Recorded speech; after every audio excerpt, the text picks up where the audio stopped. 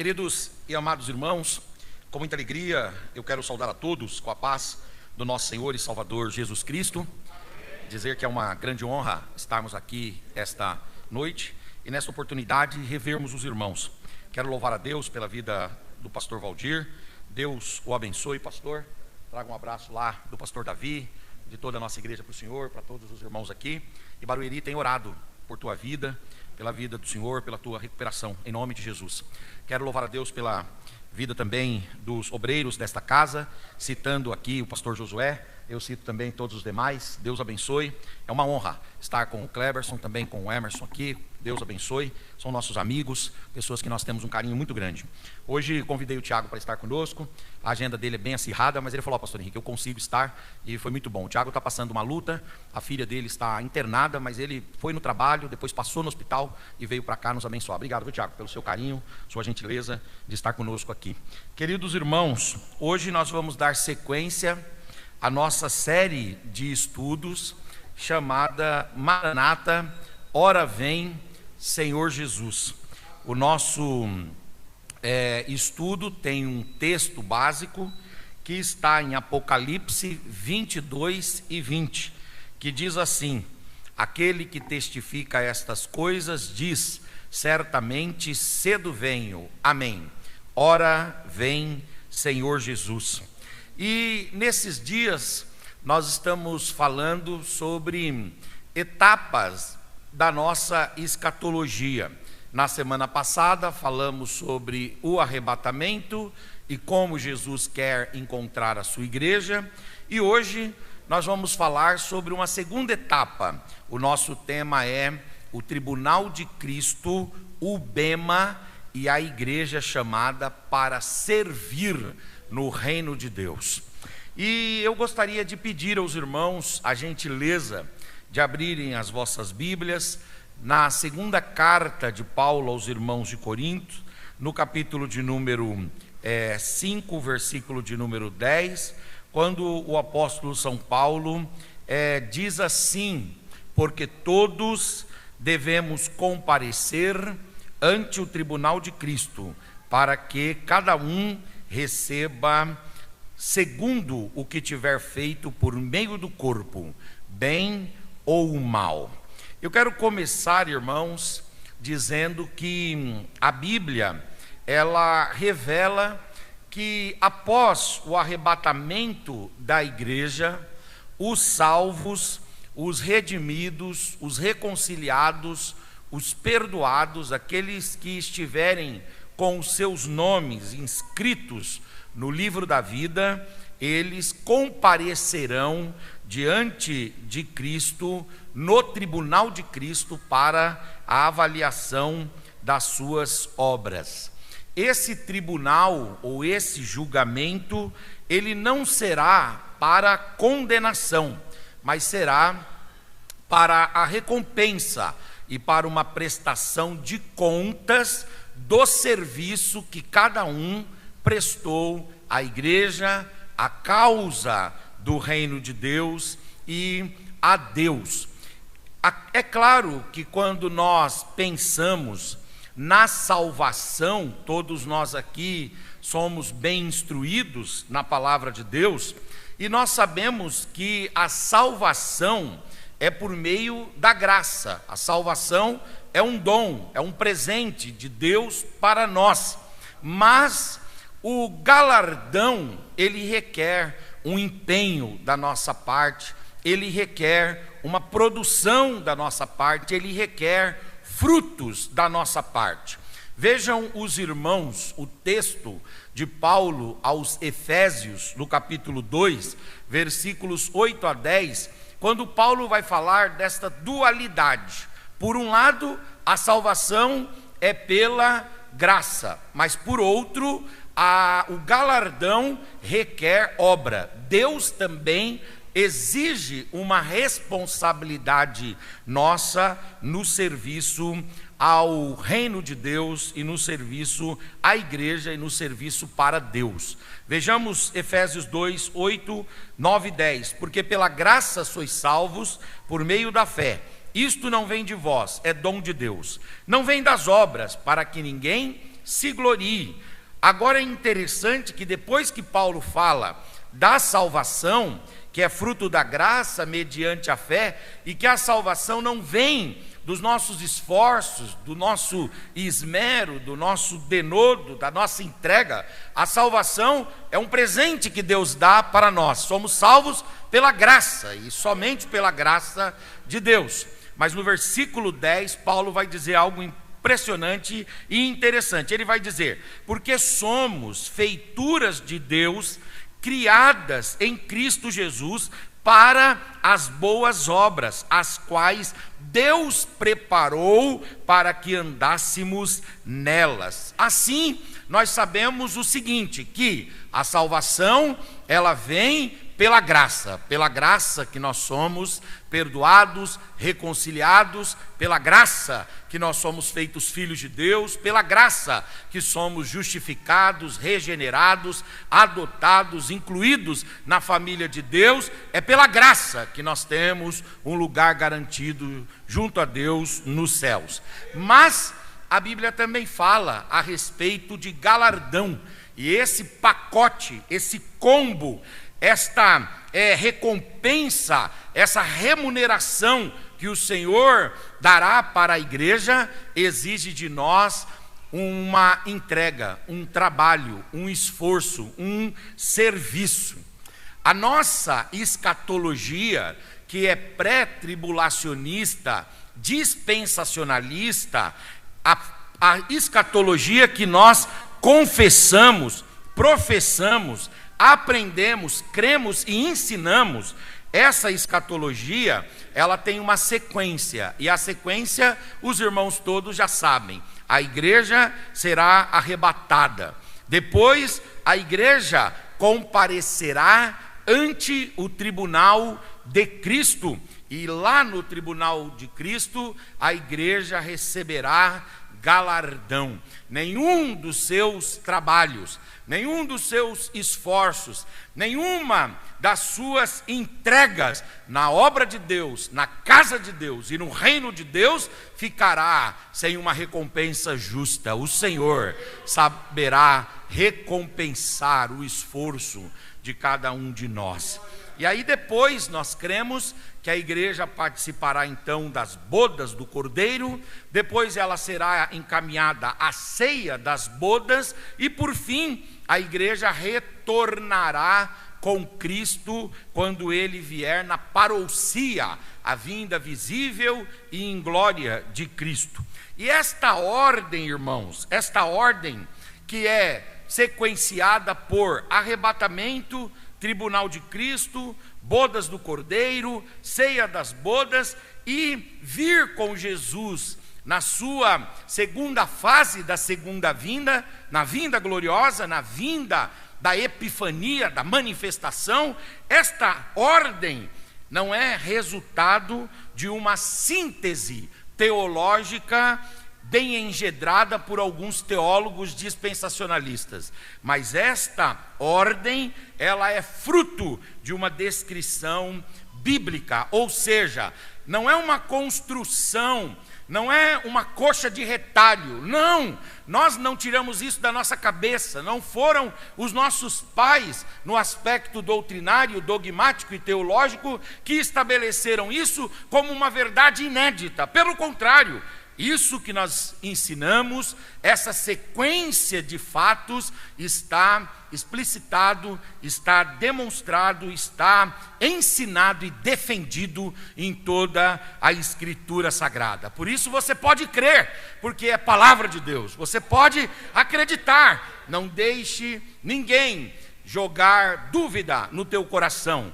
na tua mente, na tua alma, dizendo: o pensamento pré-tribulacionista, dispensacionalista é uma coxa de retalho. Isso não é verdade, é uma invencionice teológica assembleiana e pentecostal. Isso não é verdade. Nós temos bases bíblicas que nos exigiriam mais de anos de estudos e livros e compêndios teológicos para dizer que isso que nós ensinamos é a palavra de Deus. Você pode acreditar como a palavra de Deus e como palavra de Deus. O nosso teólogo, saudoso pastor Antônio Gilberto, que descansou em 2018, aos 91 anos de idade, ele ensinava o seguinte: o tribunal de Cristo, ele não trata da salvação do crente, mas ele é para a avaliação da fidelidade do crente no serviço cristão. Então, queridos, vamos falar hoje sobre o tribunal de Cristo. No entanto, antes de pensarmos nesse tribunal, nesse julgamento, nesta sessão de julgamento, vamos pensar um pouco que na Bíblia nós temos várias vezes que a ideia do tribunal ou a ideia do julgamento aparece. E tem muita gente que confunde esse tribunal de Cristo com outras situações e outras espécies e outros tipos de tribunais que as Escrituras descrevem para nós. Então, quais são os julgamentos, os tribunais que a Bíblia nos expõe? Eu separei aqui para os irmãos alguns deles. Em primeiro lugar, a Bíblia fala do tribunal e do julgamento pelo pecado. Esse tribunal se deu na cruz do Calvário. Isso que estava profetizado em Isaías 53:5, quando o profeta diz: mas Cristo foi ferido pelas nossas transgressões, moído pelas nossas iniquidades, e o castigo que nos traz a paz estava sobre ele na cruz do Calvário. E aí, queridos irmãos, nós temos então esse primeiro tribunal, que é quando o pecado foi cravejado na cruz, o pecado foi vencido, o pecado sucumbiu. O julgamento do pecado adâmico, o julgamento dos pecados práticos se deu no dia que Jesus Cristo morreu na cruz do Calvário. Foi ali que os nossos pecados foram perdoados, foi ali que o pecado foi julgado e foi ali que o pecado foi condenado. A obra do mal foi condenada e a igreja triunfou em Cristo Jesus. Agora a Bíblia vai falar de um segundo tribunal ou de um segundo julgamento. É o julgamento do crente, que cada um, de modo personalíssimo, de modo subjetivo, de modo individual, deve fazer. É esse julgamento do crente sobre si mesmo. Cada um aqui tem um tribunal em si mesmo. E esse tribunal está na nossa consciência. O apóstolo São Paulo vai falar sobre isso em diversos textos, mas por conta da exiguidade do tempo, eu vou me concentrar aqui naquele texto que é mais emblemático, é o texto da ceia. 1 Coríntios, capítulo 11, versículo 31, que Paulo vai dizer: porque se nós nos julgássemos a nós mesmos, não seríamos julgados. Aqui Paulo está falando de um dever que todos têm, que todos devem cumprir dentro da igreja, de modo pessoal, de modo subjetivo, de modo personalíssimo, na consciência, no coração, na mente e na alma. Todos nós devemos nos julgar, todos nós devemos nos criticar, todos nós devemos nos autocensurar. E quando nós nos censuramos, quando nós nos tolimos, quando nós nos julgamos, nós caímos arrependidos diante de Deus, confessamos o nosso pecado e o sangue de Cristo é derramado sobre nós, nos perdoando de todo pecado, de todo pecado e de todo pecado. Agora, a Bíblia vai falar de um terceiro tipo de tribunal e de um terceiro tipo de julgamento. É o julgamento da igreja. É quando Deus estabelece uma disciplina coletiva. O apóstolo São Pedro, em 1 de Pedro 4,17, ele vai falar sobre isso quando ele diz: porque já é tempo que comece o julgamento. E aí ele vai dizer por onde que se deve começar o julgamento. Ele diz: o julgamento deve começar pela casa de Deus.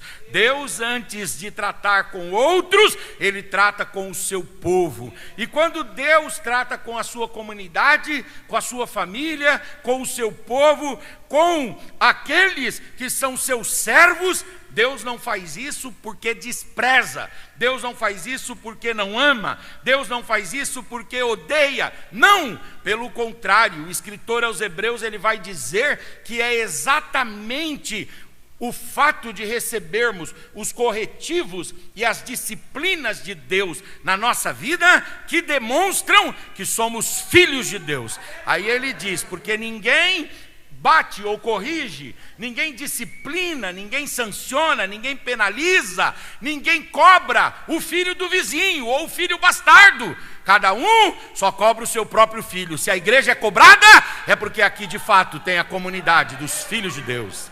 Quantos são filhos de Deus que podem levantar as mãos, levantar a voz, abrir a boca e dar uma palavra de adoração ao Senhor? Oh glória, oh glória, oh glória, oh glória. Oh glória, aqui está falando de uma disciplina coletiva. De tempos em tempos, irmãos, Deus corrige a igreja de forma coletiva. De tempo em tempo, Deus permite que a igreja passe por um tribunal. Esse tribunal acontece ao longo da história. Eu me lembro que eu congreguei, Davi, numa igreja lá em Santa Terezinha, em Carapicuíba, e eu congregava nessa igreja, e a igreja estava passando por um momento de frieza, de negligência, de displicência espiritual muito grande. E além disso, havia uma marca de dissolução e certa irresponsabilidade no meio da membresia da igreja. E de repente Deus levou para lá um casal, e esse casal muito novinho, recém-casados, e eles ganharam lá da parte de Deus uma bênção que foi o bebê. Nasceu uma criancinha, e aí a gente gostava daquele casal e daquela criança, e aquele casal serviu como um meio de Deus alegrar a igreja. Um dia, depois da escola dominical, nós estávamos tomando café, e aí esse casal gostava de sentar-se assim na guia da igreja para tomar o café, que era o espaço que a gente tinha. E quando nós estávamos lá tomando café, de repente a esposa desse casal, né, que era a irmã colocou a mão no peito, 19 anos. E aí ela falou, estou sentindo uma dor. Ela derramou o copo de café com leite e o pãozinho, e ela teve um infarto fulminante na porta da igreja. Foi algo muito terrível, porque o irmão ficou viúvo, a bebezinha ficou órfã, mas a igreja despertou. Houve um despertamento espiritual extraordinário. De tempos em tempos Deus permite a igreja ser solapada, a igreja ser agitada, mas o Senhor está no controle de tudo. O Senhor é o Deus da igreja, o Senhor é quem conduz o seu povo, o Senhor é quem conduz a igreja. Agora, a Bíblia vai falar também de um quarto tipo de julgamento, que é o julgamento de Israel. Esse julgamento, ele é escatológico. Ele acontecerá no final da grande tribulação, quando Jesus Cristo vier em glória com os santos anjos e a igreja e estabelecer o reino milenial na terra. E aí o livro de Zacarias diz que Cristo vai descer lá no país de Israel, lá na cidade ou na região da Judéia, lá na cidade de Jerusalém, no Monte das Oliveiras, e o Monte das Oliveiras vai rachar de alto a baixo, e quando acontecer isso, Jesus vai estabelecer um julgamento lá, e primeiro o julgamento será para Israel. O profeta Ezequiel, no capítulo 20, versículos 37 e 38, em síntese, eu coloquei aqui apenas a parte mais relevante do texto, diz assim: e vos farei passar debaixo da vara, e vos farei entrar no vínculo da aliança, e separarei dentre vós os rebeldes. Deus tratará diretamente com a nação de Israel, para purificá-la e para separar os rebeldes judeus dos remanescentes fiéis.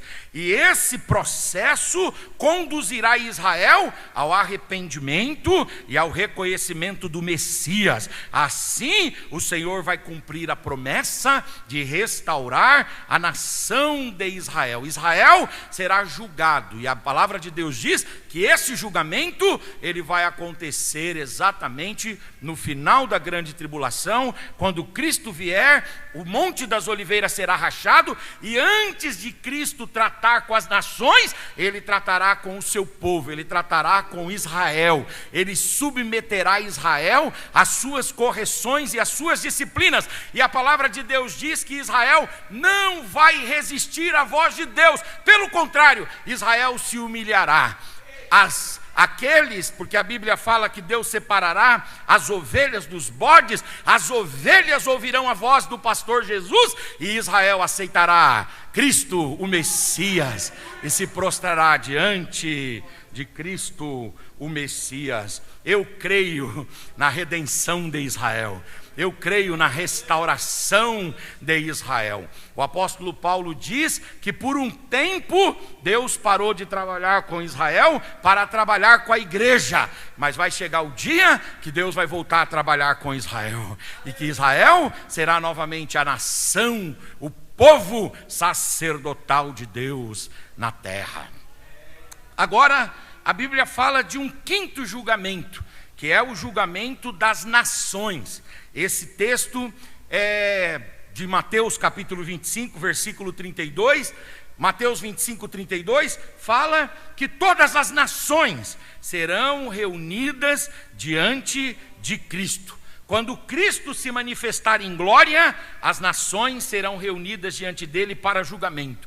Ele vai promover uma guerra. No final da grande tribulação, antes de inaugurar o milênio, o Senhor vai promover uma guerra, a guerra do Armagedon, no vale de Meguido. E lá ele vai estabelecer um juízo sobre as nações. Esse juízo vai ser derramado sobre aqueles que durante o período da grande tribulação abandonaram o povo de Israel, abandonaram o povo de Deus e se apegaram à besta, ao falso profeta, ao anticristo, inclusive recebendo o sinal da besta. O Senhor nesse momento separará os justos dos injustos, o Senhor separará os santos dos ímpios, e o Senhor vai julgar as nações serão julgadas. Às vezes a gente olha para o mundo e dá a impressão de que as nações estão entregues a elas mesmas, elas fazem o que querem, quando querem, da forma que querem, mas nós devemos lembrar aquilo que a palavra de Deus diz, que do Senhor é a terra e todos os seus moradores, a plenitude de tudo aquilo que nela habita. Oh glória, oh glória, oh glória, oh glória! O justo juiz tratará com os povos, tratará com as nações. Alguém diz hoje que a ONU, Organização das Nações Unidas, está desacreditada. Alguém diz hoje que as cúpulas dos países não respeitam os ditames, as regras, as imposições, o direito internacional e as regras internacionais estabelecidas pela ONU. Ninguém tem um respeito pela ONU, mas quando Cristo se levantar sobre a terra, oh glória, oh glória, oh glória, oh glória, ele liberará a sua palavra, e a sua palavra julgará as nações. Aleluias. A Bíblia ainda fala de um sexto juízo, de um sexto tribunal, que é o julgamento dos anjos caídos. Em 2 de Pedro 2 e 4, o apóstolo São Pedro diz o seguinte: porque se Deus não perdoou aos anjos que pecaram, mas havendo-os lançado no inferno, os entregou às cadeias da escuridão, ficando eles reservados para o juízo.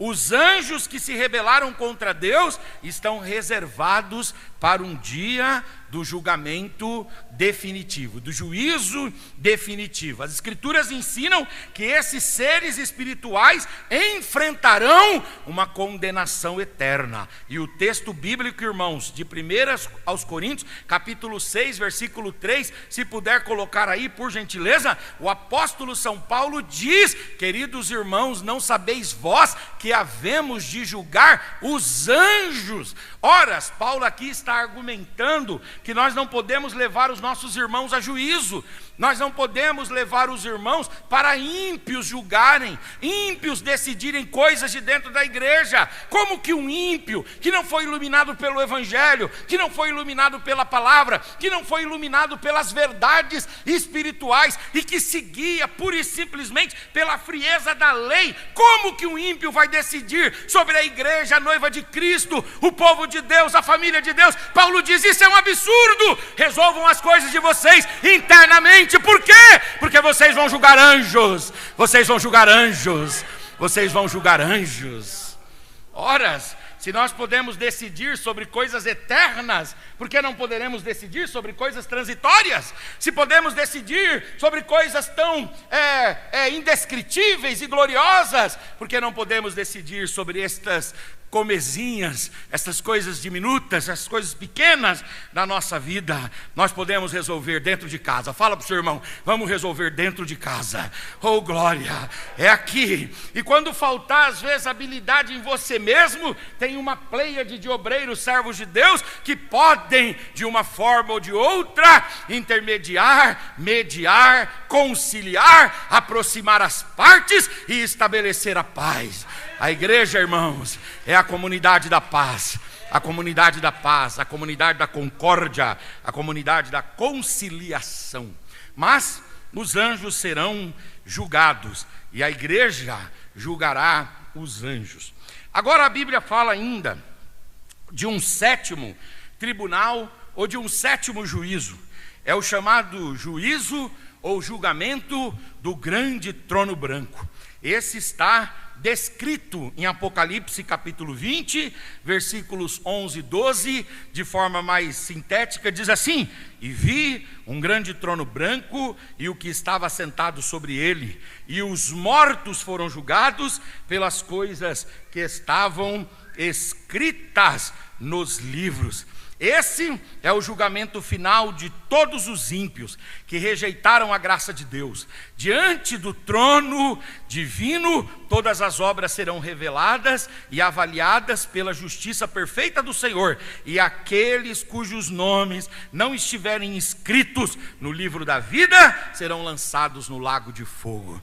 Quando é que isso daqui vai acontecer? Depois do milênio, depois da batalha de Gog e Magog, no fechamento da história, no apagar das luzes, o Senhor vai colocar numa grande sala de sentença, numa grande sala de julgamento, numa grande corte celestial, o Senhor vai colocar uma estrutura. Deus estará assentado no trono. Jesus Cristo, nosso advogado, estará à direita de Deus Pai. O Espírito Santo estará à esquerda de Deus Pai. E aí nós teremos a igreja assentada com Cristo em seu trono. Porque em Apocalipse 3:21 diz assim: aquele que vencer, dar-lhe-ei o direito de se assentar comigo no meu trono. Vejam que paradoxo interessante, que coisa interessante.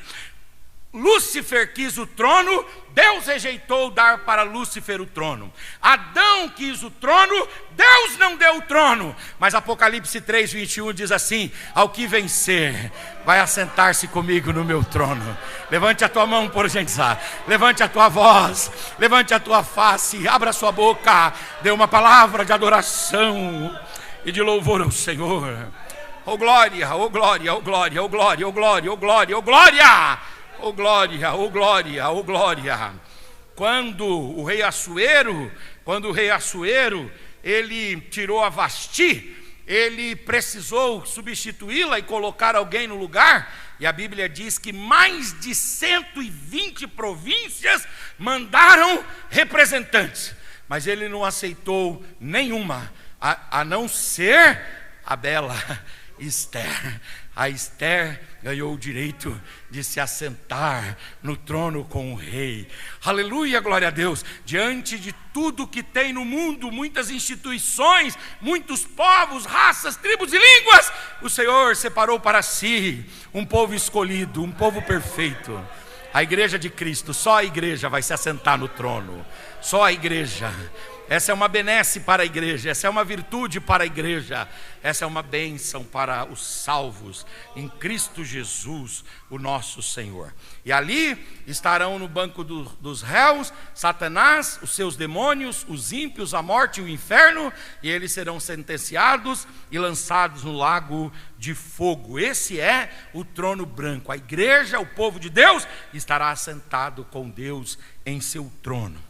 E há um oitavo julgamento, um oitavo tribunal, que eu coloquei como último aqui para fins didáticos, mas ele vai acontecer imediatamente após o arrebatamento da igreja, que é o tribunal de Cristo. O tribunal de Cristo, ele vai acontecer exatamente após o arrebatamento. A igreja é tomada, encontra-se com Cristo nos ares, e aí Cristo então vai abrir os céus e vai inserir a igreja. E a primeira tomada da igreja, a primeira tela da igreja, a primeira imagem da igreja, o primeiro lugar, o primeiro espaço, a primeira estação da igreja no céu, será a estação do tribunal de Cristo. E esse tribunal de Cristo não é para ímpios, é só para aqueles que tiveram as suas vestes lavadas no sangue do Cordeiro, aqueles que são salvos. A palavra grega usada para tribunal é a palavra bema, e a palavra bema em grego, ela significa tribunal ou uma plataforma aonde os juízes ficavam, ou aonde um vencedor ia receber a sua premiação. O apóstolo São Paulo vai falar sobre o bema aqui em 1 Coríntios capítulo 3, versículos 12, 13, 14 e 15, eu passo a ler junto com os irmãos.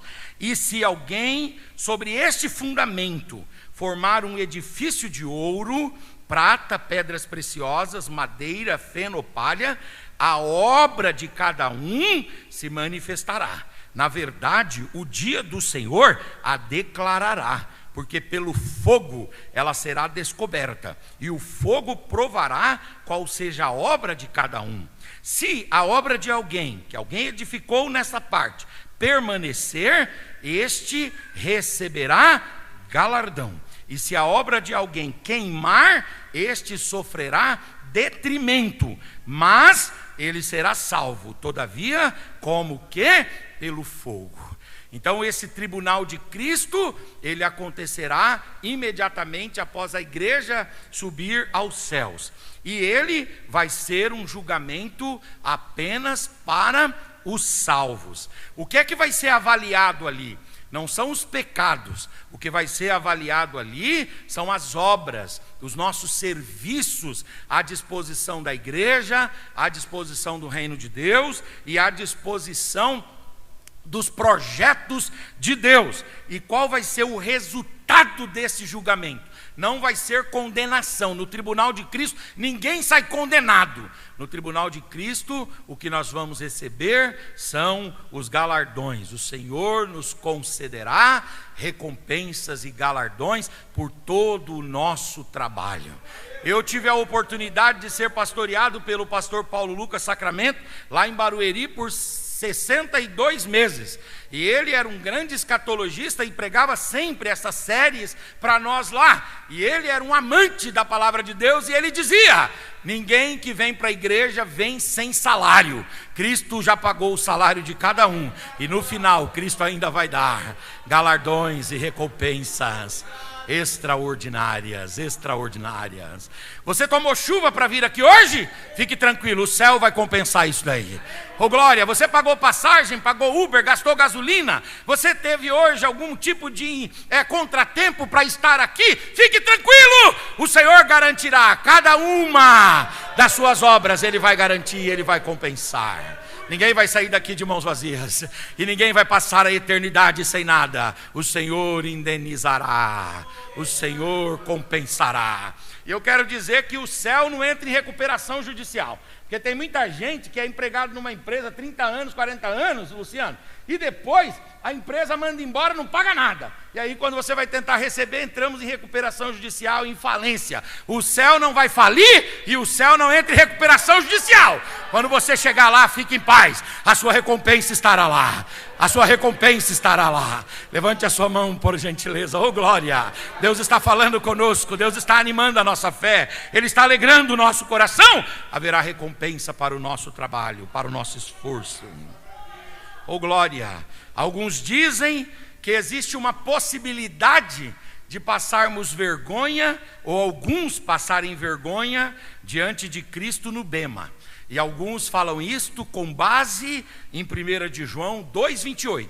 Por quê? Vejam o texto de 1 de João 2,28, quando ele diz assim: e agora, filhinhos, vejam a recomendação de João: permanecei nele, ou seja, mantenham-se em Cristo, para que, quando Cristo se manifestar, tenhamos confiança e não sejamos confundidos por Ele na sua vinda. Muitos irmãos pegam esse texto e dizem que quando nós chegarmos lá nos céus, nós não teremos, ou melhor, nem todos terão galardão, porque alguns ficarão sem fazer nada, então esses serão confundidos, esses serão entristecidos, esses serão envergonhados e humilhados. Eu quero dizer para você que o Senhor é tão bom, Ele é tão misericordioso, que Jesus elevou a mínima obra como uma obra extraordinária. Ele disse assim: o dia que derem um copo de água, oh glória, um copo de água a qualquer pessoa, você deu para mim. É como se Jesus estivesse dizendo assim: a menor das obras.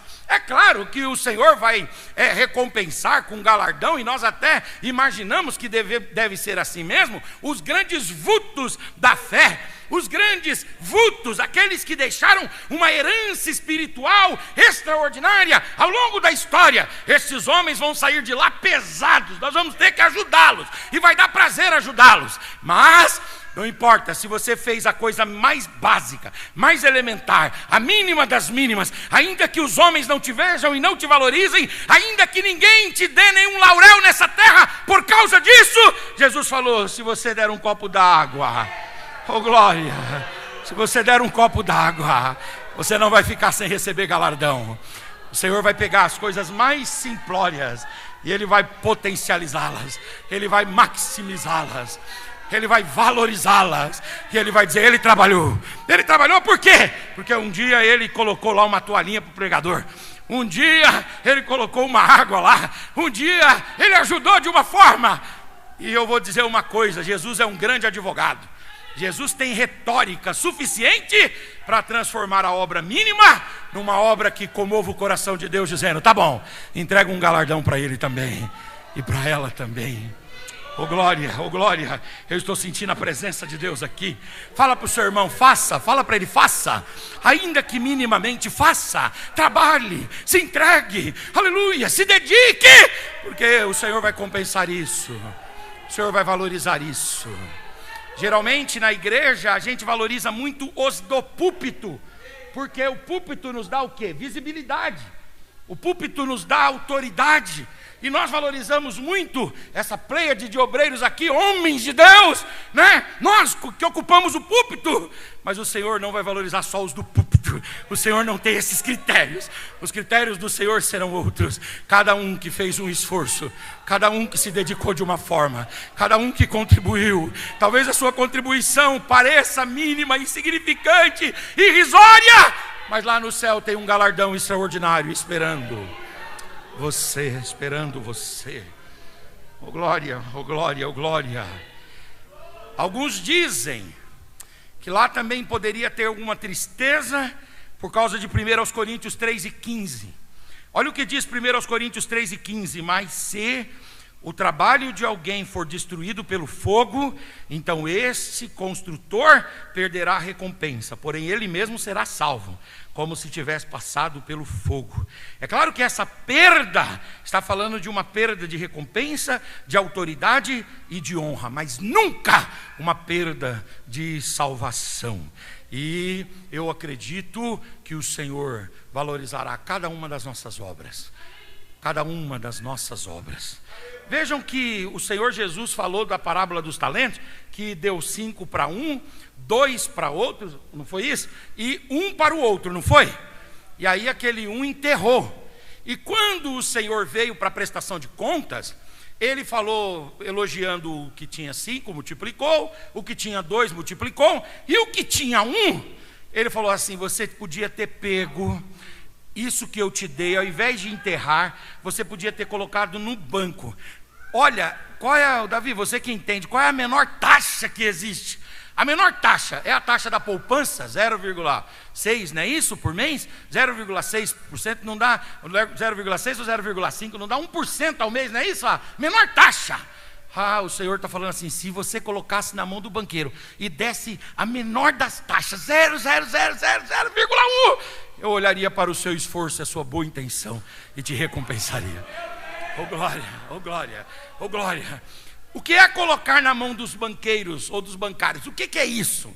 Um dia eu estava no Paraná e um pastor, numa conversa depois do culto, num café, ele deu a visão dele, eu achei a visão dele interessante.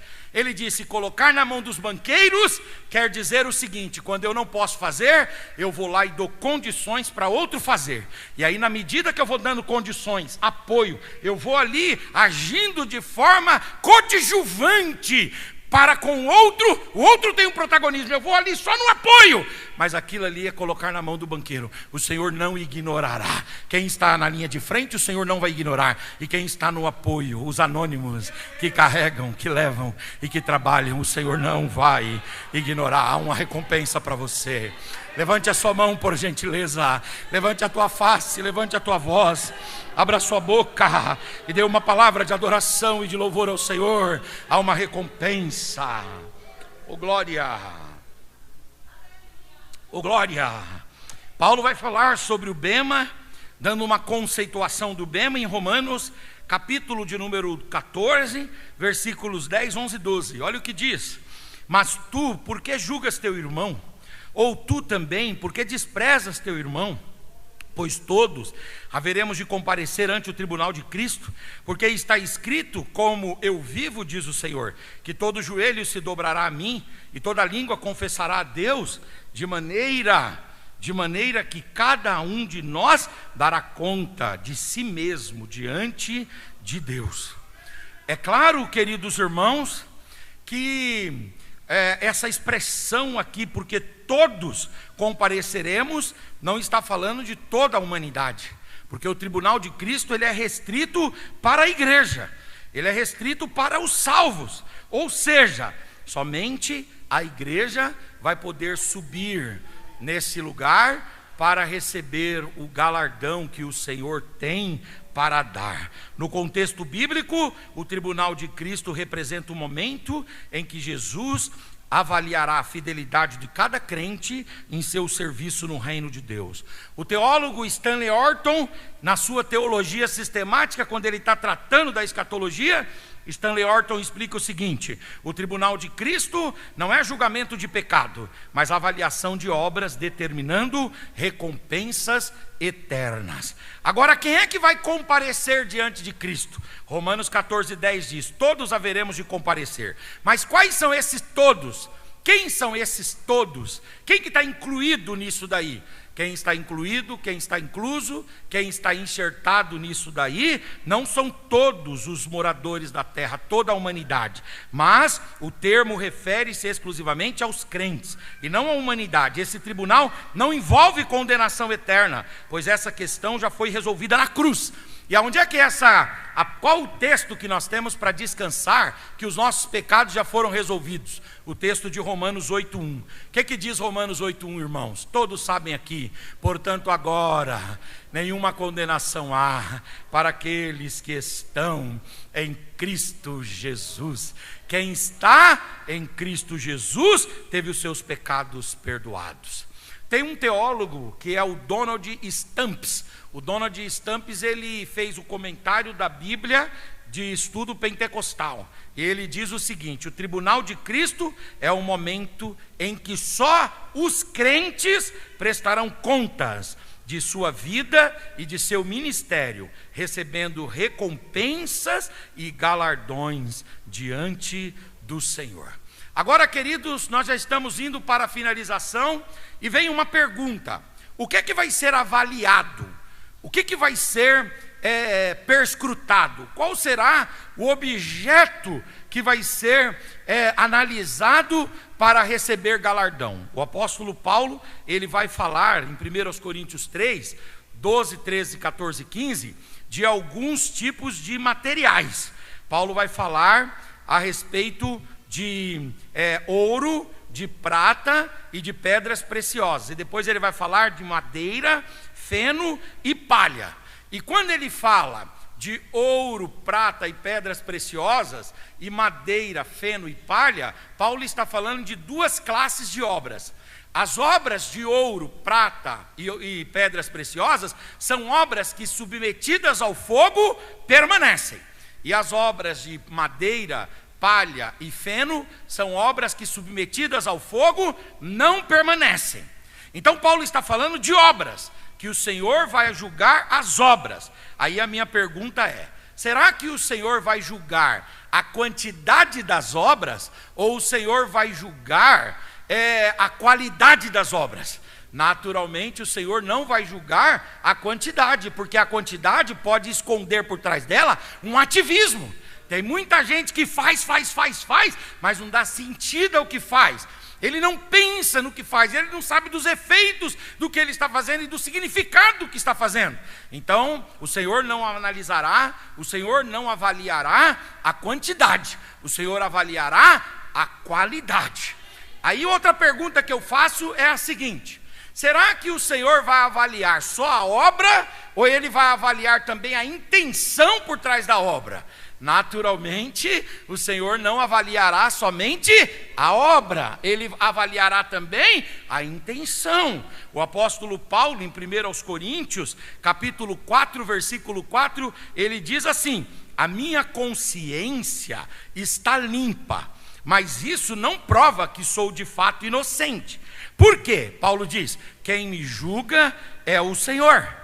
E quando Paulo está falando isso aqui, em 1 Coríntios 4,4, Paulo está dizendo que Deus julga não apenas a obra, mas ele julga também a intenção por trás dela, a intenção de quem realizou a obra. E Paulo deixa isso muito claro em 1 Coríntios 4,5. Olha o que Paulo diz, 1 Coríntios 4,5: portanto, nada julgueis antes do tempo, até que venha o Senhor, o qual também trará luz sobre todas as coisas ocultas das trevas, e manifestará, veja essa expressãozinha aí, os desígnios dos corações.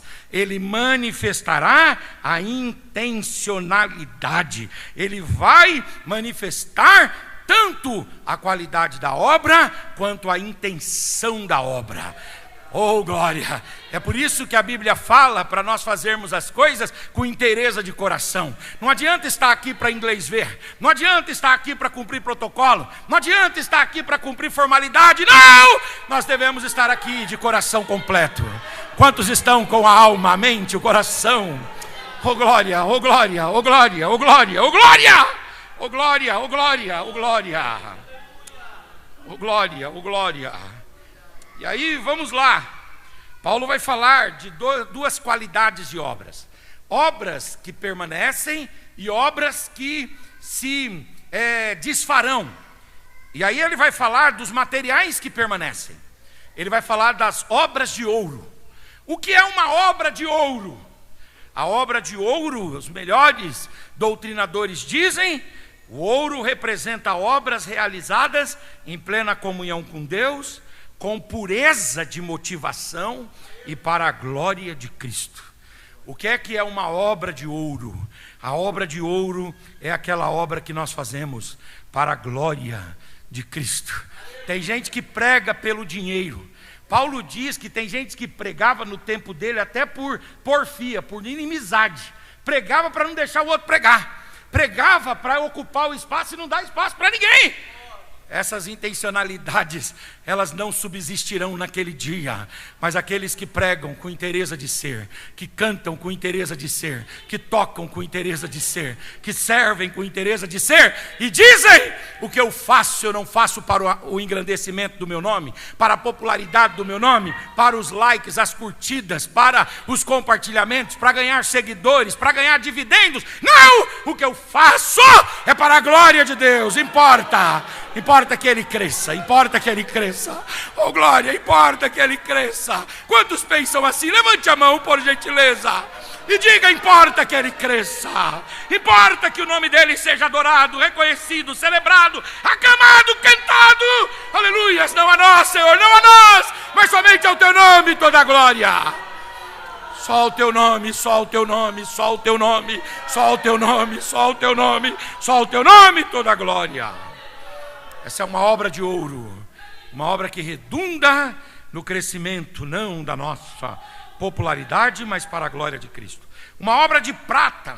A prata simboliza obras realizadas no serviço da redenção, da reconciliação e da evangelização. Aqui as obras de prata têm a ver com a participação do crente na expansão do reino de Deus, através da obra da evangelização. Quem aqui tem evangelizado, saiba, você tem produzido obras de prata. O fogo não vai apagar essa obra.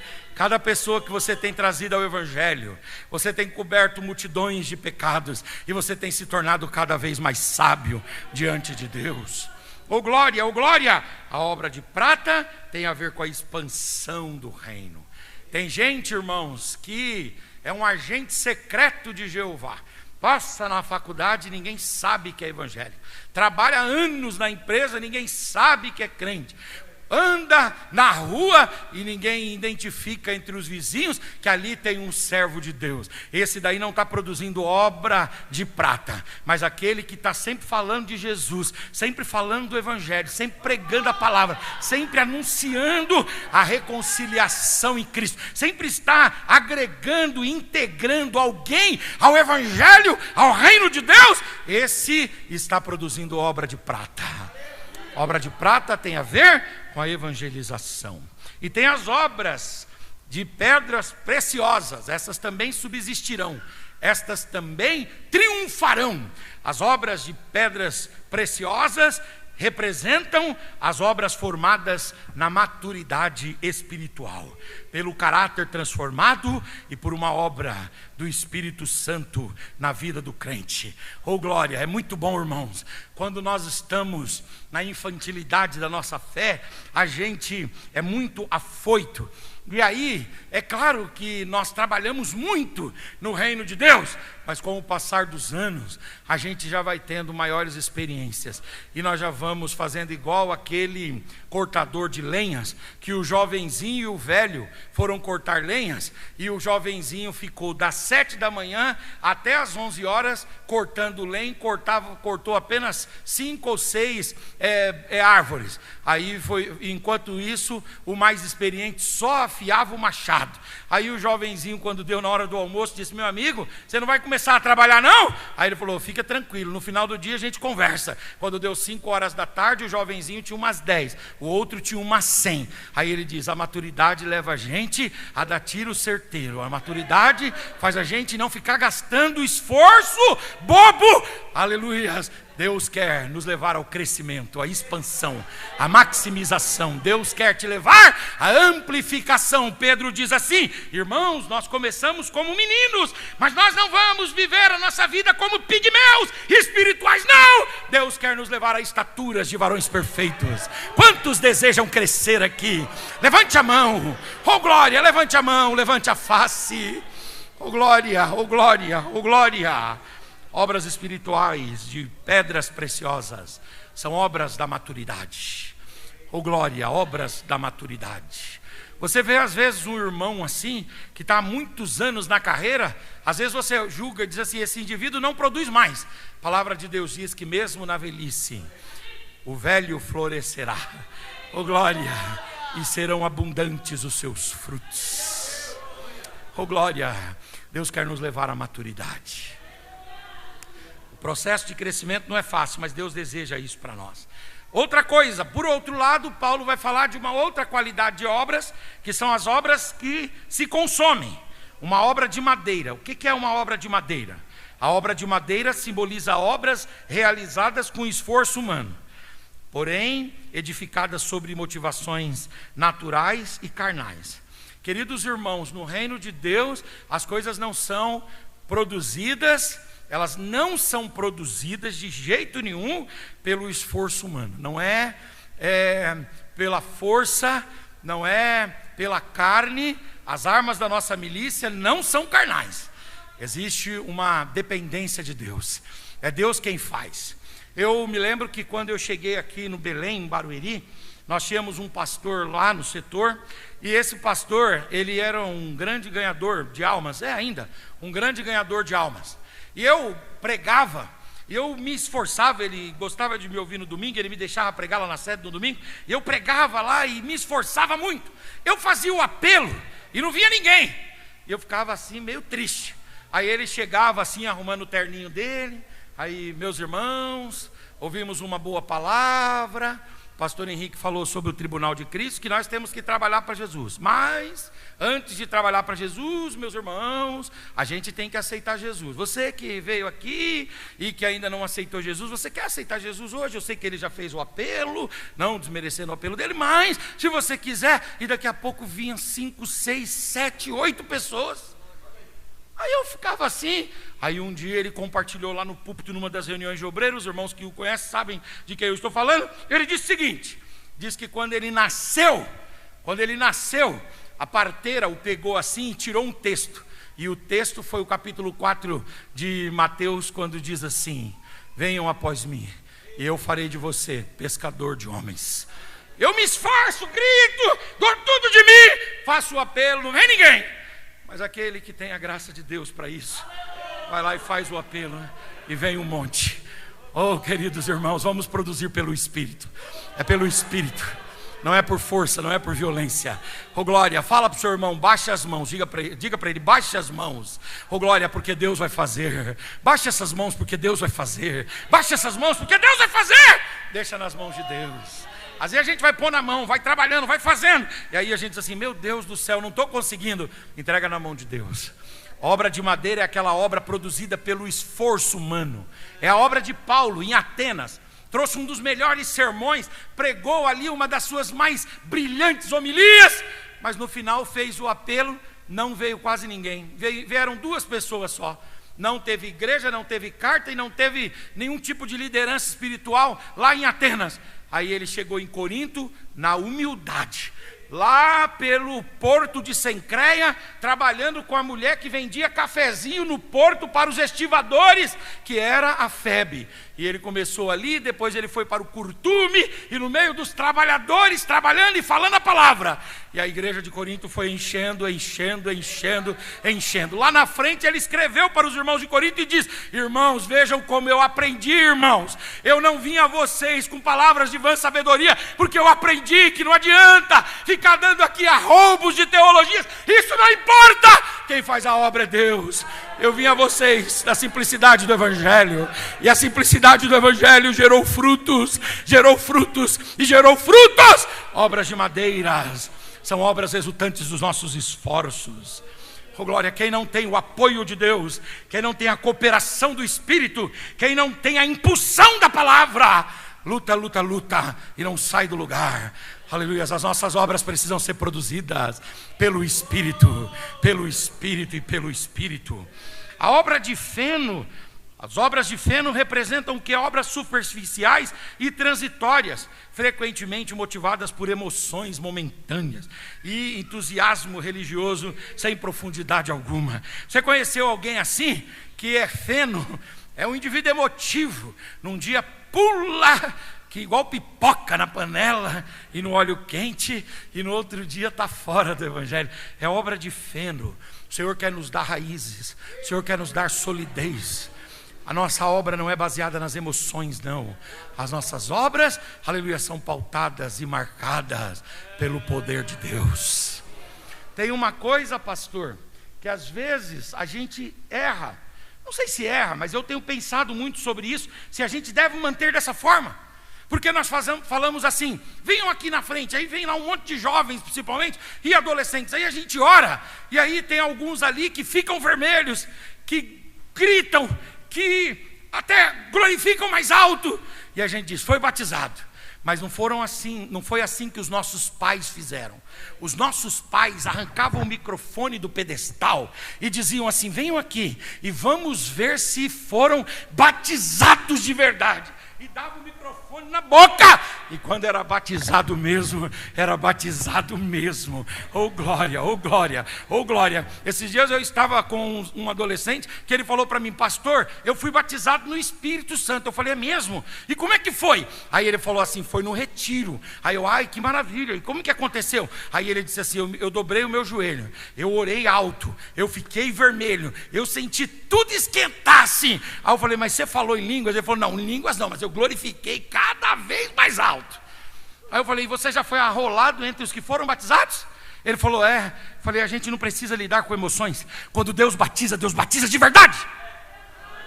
Quando Ele batiza mesmo. O dia que eu fui batizado no Espírito Santo, eu fiquei uma semana falando em línguas estranhas.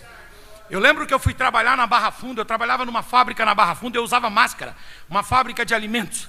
E eu ficava alegre por estar usando máscara, por quê? Porque eu estava lá operando a minha máquina, daqui a pouco vinha aquela alegria do Espírito, e enquanto eu estava ali mexendo as massas, eu trabalhava com folhado, croissant, pão de queijo, essas coisas, estava lá trabalhando, de repente me vinha aquela alegria, eu largava a máquina lá e saía correndo, tinha um corredor, eu ia lá para dentro do banheiro, o pessoal falou, Henrique, eu acho que deve estar com algum problema. Falei, estou com um problema mesmo. Por quê? Porque eu fui batizado no Espírito Santo. Fui batizado. Na semana que eu fui batizado no Espírito Santo, eu fui pregar em Indaiatuba. E aí quando eu fui pregar em Indaiatuba, eu não aguentava ouvir alguém dizer assim, Pai do Senhor, irmão, que já dava aquela vontade de falar em línguas, meio desequilibrado. E aí eu desci do ônibus, o pastor veio me buscar na porta do ônibus, e aí na rodoviária, né? E eu estava com a minha irmã e esse pastor olhou para mim, e aí ele disse assim, Pai do Senhor, varão! Quando ele falou aquilo, eu já senti uma alegria do Espírito. Eu desci do ônibus falando em línguas. Aí a minha irmã falou, ele falou assim, esse rapaz está equilibrado, está bem para pregar mesmo? Aí a minha irmã falou assim, não, que ele foi batizado agora. Aí o pastor disse, tá bom, eu tenho um quartinho lá em casa, lá você vai falar língua estranha, 3 dias lá. E eu fiquei falando em línguas estranhas mesmo. Nós não precisamos confundir o que nós vivemos com as coisas, aleluia, que dizem respeito a emocionalismos baratos. Não, quando estamos chorando de fato e de verdade. Não é porque somos fracos, não. É porque fomos tocados pelo poder da palavra. Quando falamos em línguas, não estamos falando uma língua ensaiada, falamos aquilo que o Senhor nos deu. E obras de palha tem a ver, aleluias, com coisas que dizem respeito a uma religiosidade fria, exteriorizada, egoísta, para inglês ver. Mas estas obras, a obra de madeira, a obra de feno e a obra de palha, não subsistirá no dia do tribunal de Cristo. A metáfora de Paulo ensina que Deus não avaliará apenas a quantidade das obras, mas principalmente a sua qualidade espiritual, a sua motivação interior e a sua permanência, se essa obra é duradoura ou não é duradoura. O pastor Severino Pedro, uma das maiores alegrias que eu tive no meu ministério foi quando eu tive a oportunidade de pregar lá em São Mateus, quando ele era dirigente de São Mateus, e eu tive a oportunidade de estar ali com ele. Foi uma alegria para mim. E o pastor Severino Pedro, ele diz o seguinte: no tribunal de Cristo serão examinados tanto as qualidades da obra, quanto os motivos e a fidelidade e o amor de cada crente que serviu ao Senhor e ao seu reino. Agora, o que esta mensagem ela traz para nós de significado prático e presente? Ela traz de significado prático e presente que nós precisamos servir no reino de Deus. Porque quanto mais você servir aqui, mais galardão você vai receber naquele dia. O que é servir no reino? Servir no reino é quando escolhemos servir uma vida de santidade, quando escolhemos viver uma vida de santidade, lembrando que o nosso comportamento diário deve refletir o caráter de Deus. Servir ao reino é quando anunciamos o evangelho às pessoas ao nosso redor, falando de Cristo com coragem e com muito amor. Servir ao reino é quando ajudamos outras pessoas a crescer na fé, ensinando e discipulando aqueles que estão começando a caminhada cristã. Servir no reino é quando cuidamos da nossa família, conduzindo nosso lar nos caminhos de Deus. Servir no reino é quando trabalhamos com honestidade no nosso trabalho secular e com muita dedicação, entendendo que o nosso trabalho é uma forma de glorificar a Deus. Servir no reino é quando demonstramos amor verdadeiro pelas pessoas, especialmente pelos domésticos da fé. Servir no reino é quando nossas atitudes e obras refletem a luz de Cristo aonde estivermos. Servir no reino é quando não desistimos de fazer o bem, mesmo quando os resultados demoram a aparecer. Que cada um escute a recomendação do velho apóstolo Paulo de Gálatas 6:9, e não cansemos de fazer o bem. Servir no reino é quando permanecemos firmes na obra de Deus, sabendo que nada do que fazemos para Ele é em vão. Servir no reino quer dizer quando vivemos preparados para a volta de Cristo, mantendo-nos fiéis enquanto aguardamos a sua vinda gloriosa. Servir no reino é quando mantemos uma vida constante de oração, buscando a presença de Deus todos os dias, ouvindo Paulo dizer: orai sem cessar. Servir no reino é quando estudamos a Bíblia, meditamos na Bíblia, lemos a Bíblia e procuramos entender corretamente as suas palavras, mas mais do que entender, quando aplicamos a Bíblia à nossa vida. Servir no reino quer dizer quando praticamos a humildade e colocamos o próximo acima de nós e dos nossos interesses. Servir no reino é quando usamos os dons que Ele nos deu, que Cristo nos deu, para edificar as pessoas. Servir no reino é quando ajudamos quem precisa, lembrando que Deus se agrada quando cuidamos dos necessitados, porque Salomão diz em Provérbios 19:17: quem dá ao pobre empresta para Deus.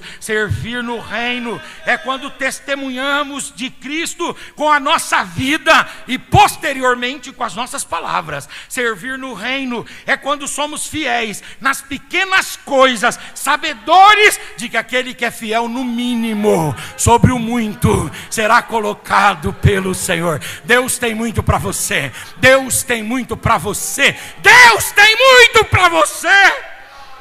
Servir no reino é quando promovemos a paz em vez de conflitos, quando somos instrumentos de reconciliação. Jesus falou em Mateus 5:9, bem-aventurados os pacificadores. E eu gosto muito do texto do profeta Isaías, quando Isaías diz assim: conformosos são os pés daqueles que sobem as montanhas para proclamar a paz. Deus te levantou como reconciliador na sua casa, na igreja. Servir no reino significa enfrentarmos a dificuldade da vida, seja ela o tamanho que for, com confiança em Deus. Deus está no controle de tudo. Deus está no controle de tudo. E servir o reino é quando nós vivemos cada área da nossa vida para glorificar a Deus. Quer comamos, bebamos ou façamos qualquer outra coisa, que a nossa vida seja uma doxologia viva para adorar, glorificar e bendizer ao Senhor. Bendizer ao Senhor. Que Deus em Cristo nos abençoe. Obrigado, pastor.